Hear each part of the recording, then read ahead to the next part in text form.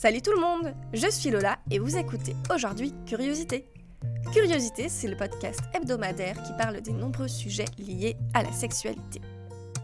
Et aujourd'hui, on va parler de pourquoi utiliser un sextoy en couple. Et tout d'abord, je vous demande, pourquoi pas ? Il y a des gens qui peuvent se sentir menacés par les jouets, comme s'ils pouvaient prendre leur place dans la vie sexuelle du couple. Mais je vous promets le contraire. Maintenant, nous allons briser les tabous sur la sexualité et sur les jeux érotiques. Nous ne vivons plus dans une époque obscure où les jouets étaient synonymes de manque de virilité pour l'homme ou alors de péché pour les femmes. Bien sûr, les jeux érotiques ne sont pas là pour vous faire de la concurrence. Au contraire, ils apportent beaucoup d'avantages au plaisir partagé. Par ailleurs, si vous voulez en savoir plus sur tous les avantages, nous avons déjà consacré un épisode de Curiosité justement sur ce sujet. Vous trouverez tous les meilleurs jeux érotiques et vous pourrez courir les mettre dans votre panier Sexy Avenue. Mais si vous connaissez déjà les avantages et que vous voulez en parler à votre moitié parce que vous voulez essayer de les utiliser en couple, je vais vous dire quelques secrets pour réussir.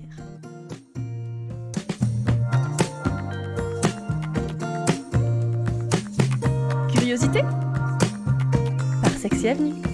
Tout d'abord, basez tout sur le dialogue et la communication. Je serai répétitive, encore une fois, mais si vous ne parlez pas clairement de ce que vous aimez, de ce qui vous intéresse et de vos fantasmes, il sera difficile de conclure quelque chose. Donc ne sortez pas de nulle part un strap-on de 30 cm parce que vous risquez de faire fuir l'autre personne, de la mettre sur la défensive ou de la mettre mal à l'aise. C'est pour ça qu'il vaut mieux en parler en dehors du lit. Vous pouvez expliquer ce qui vous attire, ce que vous aimeriez essayer et pourquoi vous aimeriez l'essayer, et enfin demander si la personne est d'accord, si l'idée l'excite elle aussi. Si vous n'arrivez pas à en parler directement parce que ça peut être compliqué pour certaines personnes, vous pouvez envoyer des messages subliminaux en semant des petits indices qui aideront votre moitié à comprendre ce que vous voulez. Je m'explique. Par exemple, vous pourriez laisser votre ordinateur ouvert sur la page de Sexy Avenue, peut-être sur le produit qui vous intéresse, ou alors sur notre blog pour qu'il ou elle puisse lire nos articles et peut-être s'y intéresser.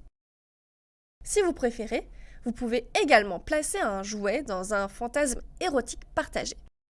Mais qu'est-ce que cela signifie ? Eh bien, par exemple, si votre moitié rêve d'un plan à 3 et vous le dit depuis longtemps, vous pourriez lui proposer un plan à 3. Vous, votre partenaire et votre nouveau jouet. Vous voulez essayer l'anal ?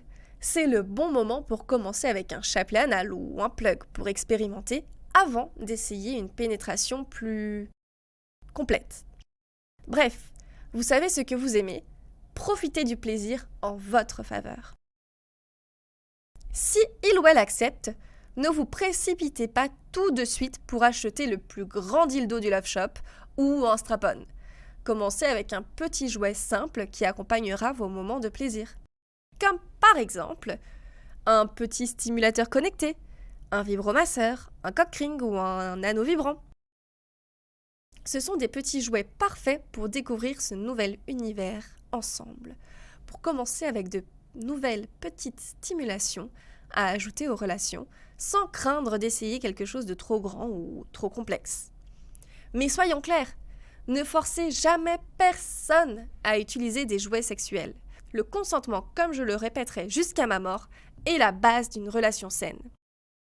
Donc inutile d'insister ou de faire du chantage avec des paroles comme « Si tu ne veux pas utiliser l'aspirateur de clitoris, le vibromasseur, le plug, alors on ne le fera pas ».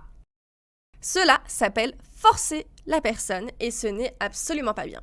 Vos envies ne peuvent pas prévaloir sur le bien-être de votre couple. C'est pourquoi on en parle ensemble et on trouve un compromis quand c'est possible. Ne vous précipitez pas, laissez votre partenaire y réfléchir et cogiter un petit peu. Si il ou elle accepte, tant mieux. Sinon, vous pouvez toujours faire du sexe plus conventionnel ensemble ou alors utiliser les sextoys pour le plaisir en solo. J'espère vous avoir donné quelques idées pour démarrer la conversation et surtout pour explorer le plaisir des jeux érotiques en couple. Ne vous précipitez pas, soyez clair et honnête sur ce que vous aimez et ce que vous n'aimez pas. Dites pourquoi cela vous intéresse et faites comprendre que vous le voulez vraiment. En même temps, ayez toujours le respect d'écouter et d'accepter le point de vue de l'autre personne. Alors maintenant, rentrez chez vous et essayez d'en parler. Envoyez des petits messages subliminaux et n'oubliez pas de commander sur notre site le jouet parfait à essayer ensemble.